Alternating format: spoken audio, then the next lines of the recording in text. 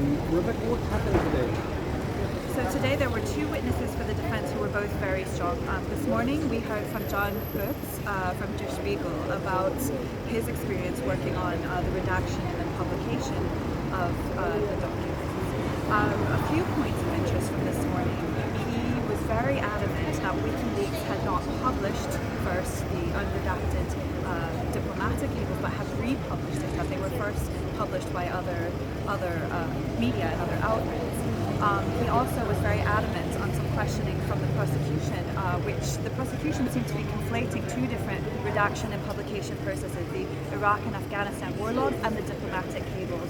And Mr. Goetz was very adamant that to his understanding with regard to the war logs, that those full data sets had not been published ever unredacted. There was some strange questioning towards the end as well, in which the prosecution, Mr. James Lewis, started to get into areas of personality and character of Mr. Assange, which I found a bit unsettling. It was unclear what the purpose of that was, and I think that's something to watch out for in future questioning of witnesses, because that seems to me irrelevant to the extrajudicial proceedings, and that has been an issue in the court of public opinion when it comes to this case. There was also an issue regarding the potential introduction of a witness statement from Khaled al-Masri that was a procedural question, but essentially the defense and prosecution have been left to come to some sort of agreement about it. The judge has asked for them to do that by tomorrow.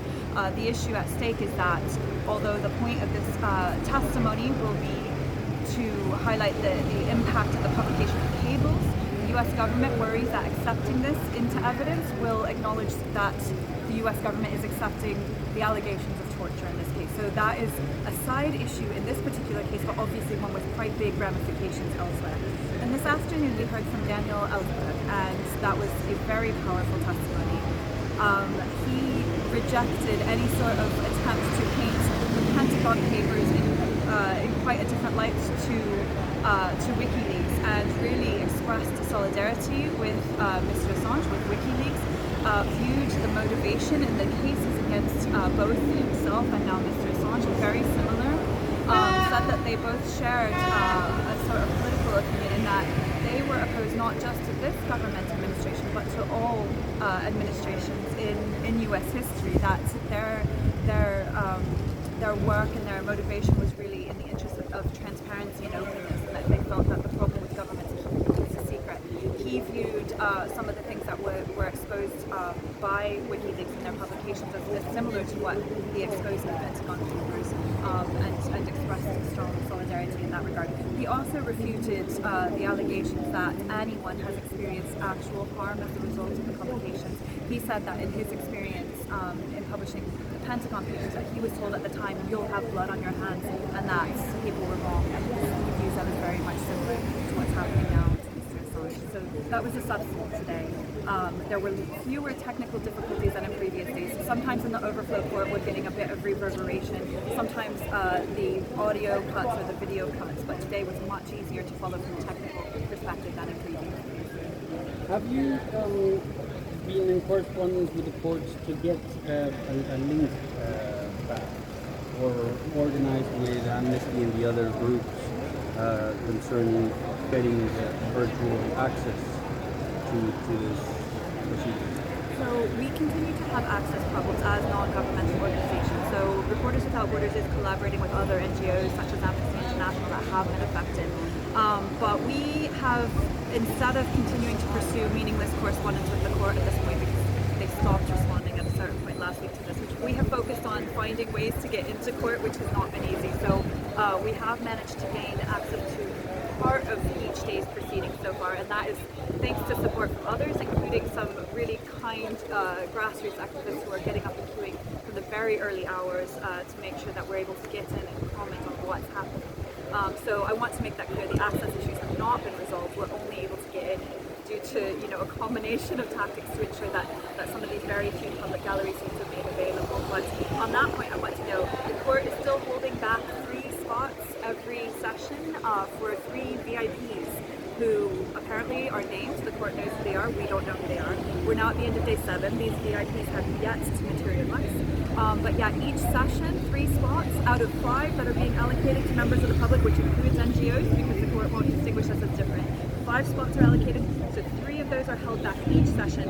In the morning, which tends to start at 10 a.m., usually it's 11:30 by the time they'll allow 3 other members of the public into those seats when the VIPs don't show. In the afternoon, which normally starts at 2, it's usually 2:30 p.m. that then those spaces are made available. So this is time that members of the public who are interested, who are here, some of whom have traveled from other countries, who are queuing from the wee hours, are not able to access the court, and they're being held for no shows.